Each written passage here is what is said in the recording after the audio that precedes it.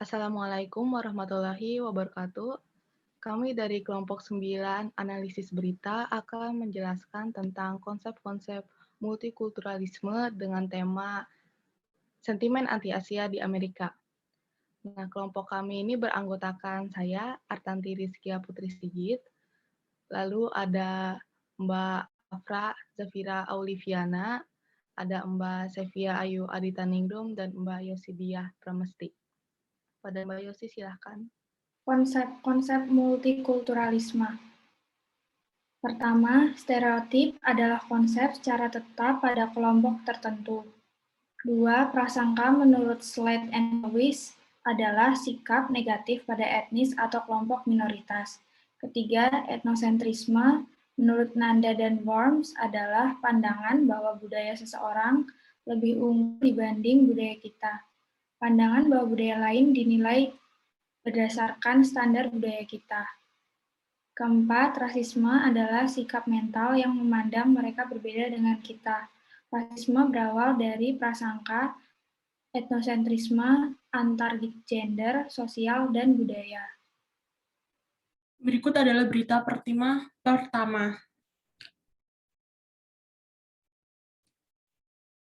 Yang pertama adalah stereotip, ya benar, pandangan masyarakat seluruh dunia terhadap Asia, terutama Cina, menjadi semakin mengganas terlebih ketika awal kasus COVID-19 ditemukan di Wuhan, China. Bahkan di US, ketika Donald Trump masih menjabat presiden, ia tak segan menyebut COVID-19 sebagai China's virus dan Kung Fu flu.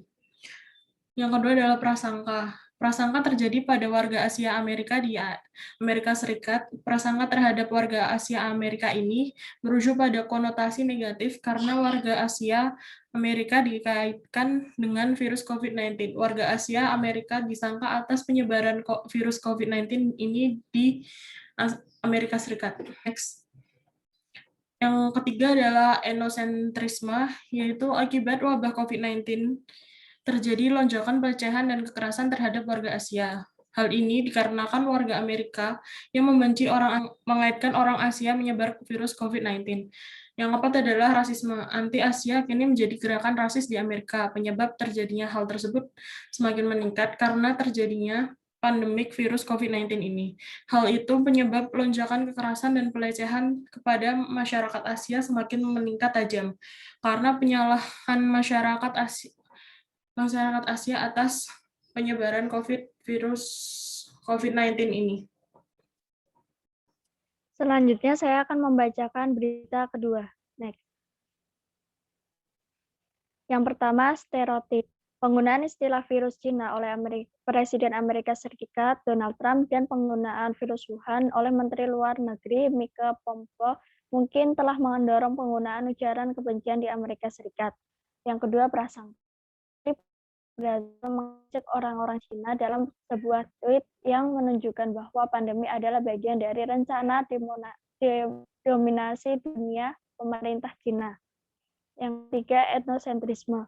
Gubernur wilayah Veneto di Italia, epicentrum awal pandemi, mengatakan kepada wartawan bahwa pada bulan Februari bahwa negara itu akan lebih baik daripada Cina dalam menangani virus karena perhatian budaya yang kuat dari orang Italia terhadap kebersihan mencuci tangan, mandi, sedangkan kita semua telah melihat tikus Cina makan hidup-hidup. Yang keempat, rasisme.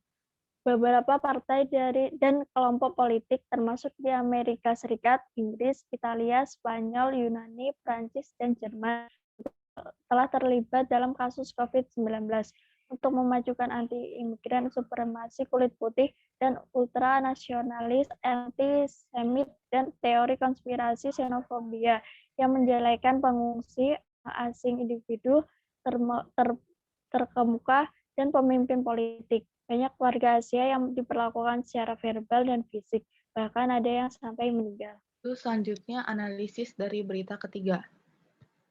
Yang pertama dilihat dari sisi stereotip. Di masa kini dengan kehadiran pandemi COVID-19, sangat mudah menyalurkan kebencian pada warga Asia dengan mengatasnamakan mereka sebagai penyebar virus corona ini. Lalu dari sisi prasangka, warga Asia, terutama warga Asia Amerika, menjadi sasaran utama ujaran kebencian setelah kemunculan virus corona di Wuhan yang menjadi babak awal dunia.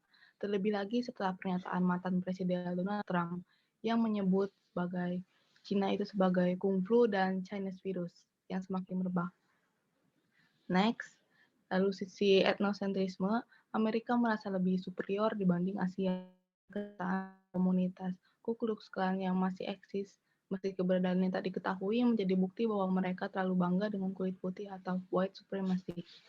Dan yang terakhir, dari sisi rasisme, dengan melihat kondisi fisik seperti warna kulit, bentuk mata, warna rambut, oknum anti-Asia bisa langsung menyerang siapa saja yang sekiranya yang mereka lihat adalah warga Asia. Perlakuan kekerasan fisik maupun verbal sering warga Asia terima. Berita keempat, stereotip. Warga Amerika menyalahkan warga Asia karena adanya virus COVID-19. Donald Trump menyebut bahwa virus COVID-19 adalah virus Cina, sehingga banyak warga Asia yang mendapat dampak negatif dari pernyataan tersebut. Maka dari itu, muncul konsepsi tetap oleh warga Amerika mengenai virus COVID-19 ini yang identik dengan Asia. Prasangka.